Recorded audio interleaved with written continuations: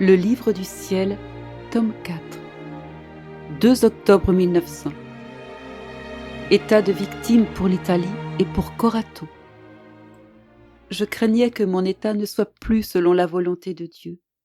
Quand Jésus béni vint, je lui dis : comme je crains que mon état ne soit plus selon ta volonté, puisque je vois que les deux choses principales qui me tenaient liée à cet état me manquent, c'est-à-dire la souffrance et ta présence.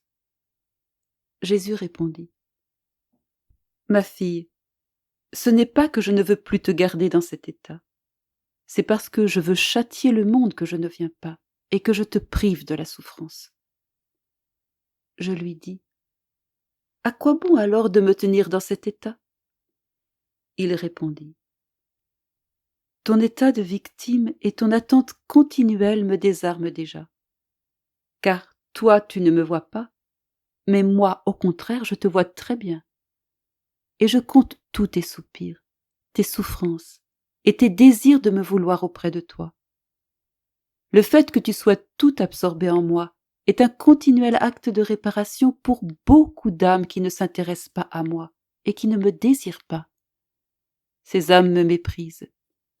Elles sont entièrement absorbées par les choses terrestres, crottées par la saleté de leurs vices. Étant totalement opposé au leur, ton état met un frein à ma justice, de sorte que de te garder dans cet état et permettre en même temps des guerres sanglantes en Italie m'est presque impossible. Je lui dis : oh Seigneur, pour moi, demeurer dans cet état sans souffrir m'est presque impossible. Je sens que les forces me manquent, car la force de demeurer dans cet état me vient de mes souffrances. Si à certains jours tu ne viens pas, alors je cherche à en sortir. Gare à toi, je te le dis d'avance, afin que plus tard cela ne te déplaise pas. Jésus répliqua :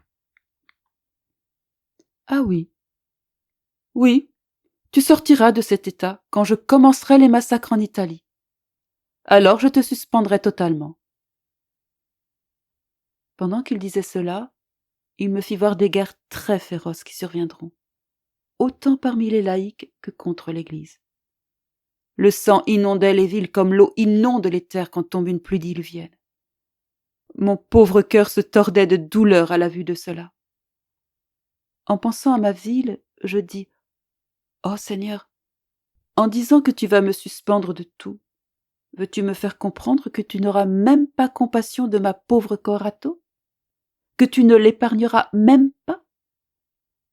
Jésus répondit : si les péchés atteignent un certain niveau, de sorte que les habitants de Corato ne méritent pas de garder une âme victime parmi eux, et que ceux qui sont responsables de cette âme victime ne s'intéressent pas à elle, moi, je n'aurai aucun regard pour Corato. Cela dit, il disparut, et je suis demeurée tout affligée.